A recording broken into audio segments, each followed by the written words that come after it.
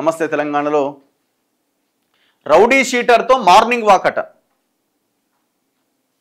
Jubilee హిల్స్లో చిన్న శ్రీశైలంను వెంటేసుకొని తిరిగిన కాంగ్రెస్ నేతలు. కాంగ్రెస్ అభ్యర్థి తండ్రి బైండ్ ఓవర్. మరో 99 మంది రౌడీలు కూడా. అధికార పార్టీకి బిగ్ షాక్. మధురానగర్ పోలీసుల అదుపులో చిన్న శ్రీశైలం. ఉప ఎన్నికల వేళ బైండ్ ఓవర్తో కాంగ్రెస్ నాయకుల గొంతులో పచ్చి వెలక్కాయ. అభ్యర్థి నవీన్ యాదవ్ కుటుంబంలో తండ్రి బాబా ఇద్దరు రౌడీ షీటర్లే. కాంగ్రెస్లోకి రావాలని ఇతర పార్టీల నేతలపైన జులుం, నిత్యం బెదిరింపులట. రౌడీ షీటర్ కొడుకు ఓటేయాలన్నా చర్చించుకుంటున్న జూబ్లీ హిల్స్ ప్రజలట. మీ బొందరా మీ బొంద. మరి ఏ ప్రజలు వచ్చి మమ్మల్ని బెదిరించిన కేసు పెట్టలేదే? ఏ ప్రజలు వచ్చి చిన్న శ్రీశైలం యాదవ్ బెదిరించిన కేసు పెట్టలేదే? గింత గెలవడానికి ఇన్ని అడ్డదారులు దొక్కాలనా? బైండ్ ఓవర్కు ముందు రౌడీ షీటర్తో ప్రచారంలో సీతక్కట. నేను కొన్ని ఫోటోలు చూపిస్తా. ఇప్పుడు ఏమని పెట్టిండు? రౌడీ షీటర్ చిన్న శ్రీశైలం అట, రౌడీ షీటర్తో సీతక్క ప్రచారం అని పెట్టిండు. నేను ఒక 2-3 ఫోటోలు చూపిస్తా.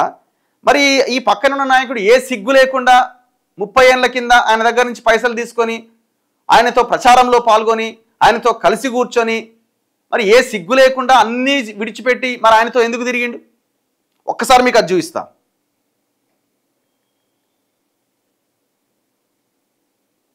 ఇక దాని మీద ఒక డాక్యుమెంట్స్ ఉంటాయి చూడు, పైనే ఉంటాయి.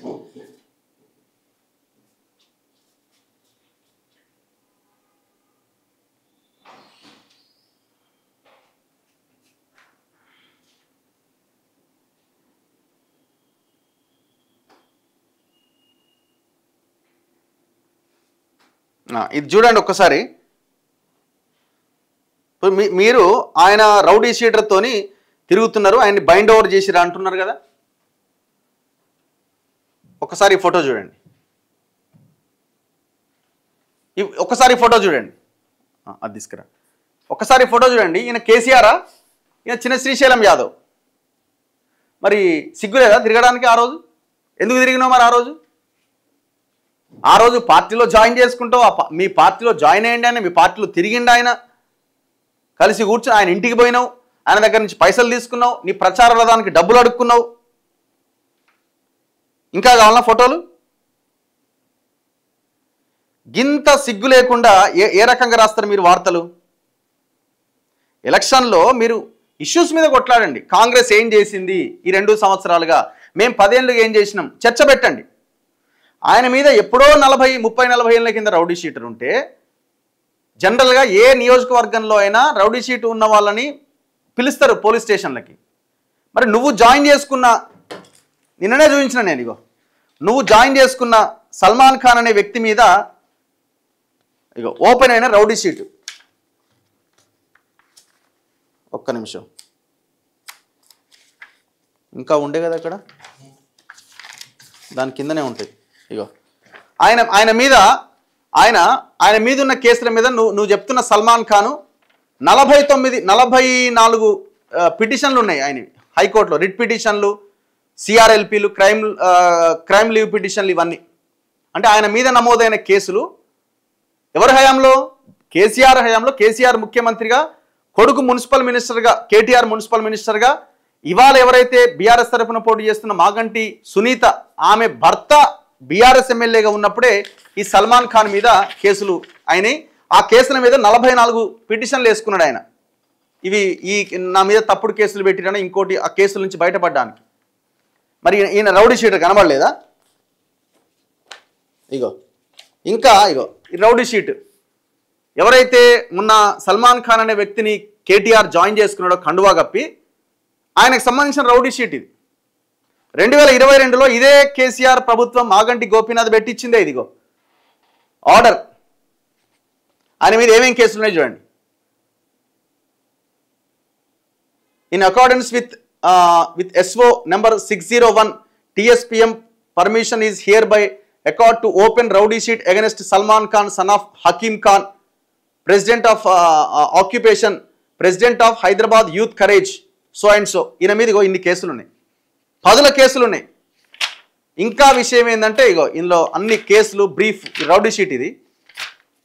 దీంట్లో మీరు చూడండి, ఈ వ్యక్తి మీద చూడండి, ఈ వ్యక్తి మీద crime number 338/2022 under section 354, 420, 342, 323, 506, red with 34 IPC and Section 8 of POCSO Act 2012 of PS Humayun Nagar Police Station. POCSO case ఉంది ఈయన మీద. ఎవరు? ఈయన కేటీఆర్ కండువా కప్పిన సల్మాన్ ఖాన్ మీద ఉన్న కేసు ఇది. మీరు ఈ సల్మాన్ ఖాను ఈమె ఇద్దరు అడ్వకేట్లు కూడా సేమ్ ఈ అఫిడవిట్ తయారు చేసిన వాళ్ళు. అంటే బిఫోరే మీరంతా కొల్యూడ్ అయిపోయి ఒకే అడ్వకేట్ దగ్గర ఇద్దరికి సంబంధించిన ఇది అఫిడవిట్ని తయారు చేసారు. అటెస్టెడ్ గడ్డం హనుమాన్ అడ్వకేట్. ఇది ఎవరిది? సల్మాన్ ఖాన్ అఫిడవిట్ ఇది. ఎలక్షన్ ఉంది ఇది. మాగంటి సునీతది. గడ్డం హనుమాన్ అడ్వకేట్. ఈయన దగ్గర అటెస్టెడ్ చేయించినారు. అంటే మీరు ఆయన పార్టీలో జాయిన్ అవ్వకముందు ఆయనతో కలిసి పనిచేసారు. మీతో కలిసి పనిచేసిండు ఆయన. నవీన్ యాదవ్ నా అఫిడవిట్ పోవడానికి కారణం ఏండు, తిరస్కరించడానికి కారణం ఏంటని ఇప్పుడు సల్మాన్ ఖాన్ బయటకు వచ్చి మాట్లాడు. అంత ఫేక్ అని దీని ద్వారా అర్థమవుతున్నది. ఇప్పుడు ఎవరు రౌడీ షీటు ఇది పక్కన పెట్టండి. ఇప్పుడు చిన్న శ్రీశైలం యాదవ్ని నమస్తే తెలంగాణ ఏమని అంటున్నది? రౌడీ షీటర్తో సీతక్క మార్నింగ్ వాక్ చేసింది అంటున్నది. మరి ప్రచారంలో పాల్గొన్న ఈయన ఎవరు? ఇదన్నా ఏ మార్ఫింగ్ ఫోటోనా? ఇంకా ఫోటో ఉన్నది చూపిస్తాగండి.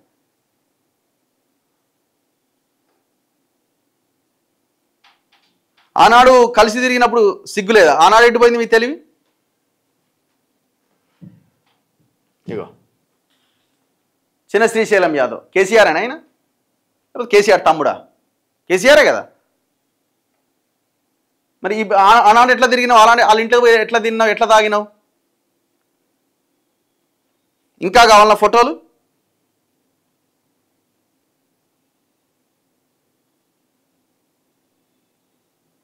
ఈయనకు ఓటేయండి, గెలిపించండి అని ఆనాడు ఇదే చిన్న శ్రీశైలం యాదవ్ ప్రచార రథంలో ఉండి కేసీఆర్ మాట్లాడిన ఫోటోలు.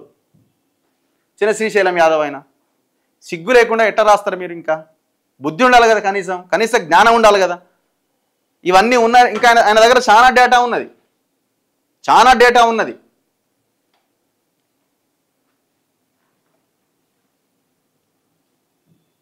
ఇప్పుడు వాళ్ళకి ఏంటంటే అక్కడ అవకాశం లేకుండా పోయింది. ఇప్పుడు ఆ నవీన్ యాదవ్ ఏమో కొంత ఎడ్యుకేటెడ్, చదువుకున్నాడు, అక్కడ కొంత హెల్ప్ చేసిండు, వాళ్ళ ఫ్యామిలీ కూడా చాలా హెల్ప్ చేసింది ఒక రకంగా. ఇప్పుడు ఈయన బీసీ కాబట్టి ఈయన రౌడీ షీటర్ అది ఇదని మాట్లాడుతున్నారు. ఆయన ఆ ప్లేస్లో వేరే వాళ్ళు ఉండి ఈ రకమైన మాట మాట్లాడే వాళ్ళ మీరు ఎవరికైనా అంత ధైర్యం ఉండేదా? అసలు రౌడీ షీట్ ఎవడి తెలంగాణలో? అసలు రౌడీ లెవెల్, అసలు దండుపాల్యం ముఠా ఎవరిది ఈ తెలంగాణలో? 10 సంవత్సరాలుగా అధికారంలో ఉండి తెలంగాణ ఎస్సీ ఎస్టీ బీసీ ప్రజల భూములన్నీ కొల్లగొట్టిన దుర్మార్గులు మీరు కదా. లక్షలాది ఎకరాల భూములు కొల్లగొట్టిరు కదా. అసైన్డ్ భూములు పోయినాయి, ప్రభుత్వ భూములు పోయినాయి, చెరువులు పోయినాయి, కుంటలు పోయినాయి. మొత్తం నాశనం చేసి ఒక దండుపాల్యం ముఠాలాగా తెలంగాణ మీద పడి ఇవాళ తెలంగాణ వచ్చిన తర్వాత కదా మన ఈ సమస్యలు ఎదుర్కొంటున్నది.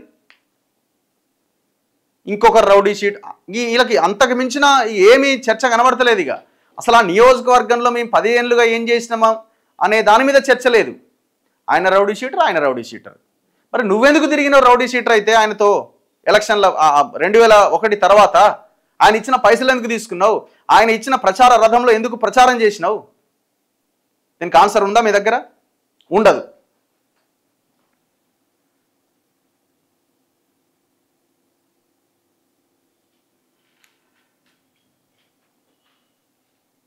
రైతును జీపుతో తొక్కించి చంపేసిరట. భార్య కుమార్తెల బట్టలు చింపి చితకబాది. మధ్యప్రదేశ్లో అధికార బీజేపీ నేత అరాచకం. యూపీ లఖింపూర్ తరహాలో మరో ఘటన. అగ్గువకు భూమిని అమ్మలేదని అమానుష్యం అట. ఏం ఘోరం! నిందితుడు బీజేపీ నేత మహేంద్ర అట. దుర్మార్గులు కదా.